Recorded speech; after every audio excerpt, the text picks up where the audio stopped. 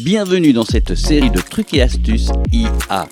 Découvrons comment l'intelligence artificielle peut vous être utile dans votre quotidien d'instituteur, d'institutrice.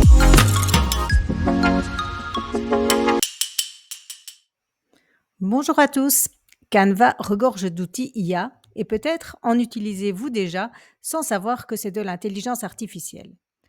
Aujourd'hui, je vous propose quelques petites fonctionnalités pour créer ou modifier des images et des vidéos très rapidement.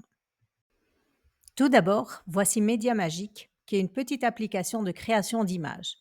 Vous pouvez la retrouver dans les applis en tapant Media Magic dans la barre de recherche. Une fois que vous y êtes, vous décrivez l'image que vous avez envie d'avoir. Par exemple, ici, je compte travailler sur les fake news et je demande un éléphant qui se promène à Bruxelles. Vous lancez la génération. Après quelques secondes, Canva va vous proposer 4 images.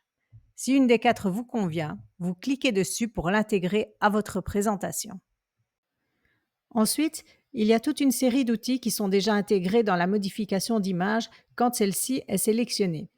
On y a donc accès en cliquant sur l'image. Le premier est « Effacer l'arrière-plan ». Je clique simplement dessus et l'arrière-plan s'en va. Assez pratique pour réaliser des montages ou des affiches. Juste à côté d'effacer l'arrière-plan, vous retrouvez « Modification ». En cliquant dessus, vous avez accès à plusieurs options. Générer l'arrière-plan va vous permettre de modifier l'arrière-plan en le décrivant à l'aide d'un prompt. La gomme magique, très pratique aussi, va vous permettre d'effacer un élément de l'image qui vous dérange à l'aide du clic ou du pinceau. Dans mon exemple, je voudrais effacer l'homme à droite. Je sélectionne clic et clique sur l'homme pour l'effacer. Après quelques secondes, il disparaît. Comme vous pouvez le voir, il n'est plus là. Vous avez encore d'autres outils que je vous invite à tester. Capture magique permet de sélectionner un élément et le bouger sur l'image. Capture de texte permet de sélectionner du texte sur l'image et de le modifier. Très pratique si vous importez un PDF par exemple. L'édition magique permet de modifier un élément par un autre qui a plus ou moins la même forme. Et agrandissement magique vous permet d'agrandir votre image sur toute la page en gardant le même style. Maintenant, voici une autre petite application qui génère une voix à partir d'un texte. Vous la retrouvez dans les applis à gauche, comme pour Media Magic.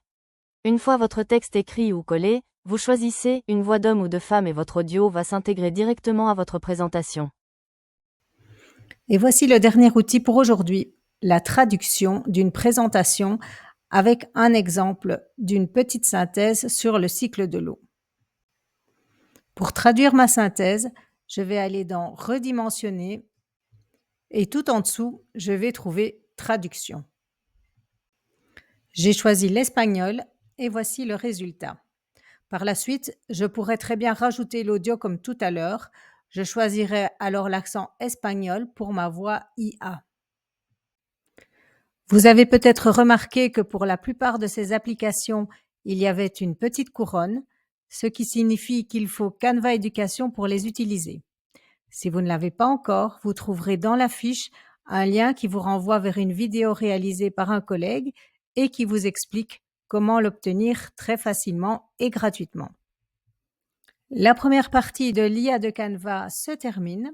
Dans la prochaine capsule, je vous montrerai comment réaliser un jeu interactif et préparer des activités et des présentations en un clin d'œil.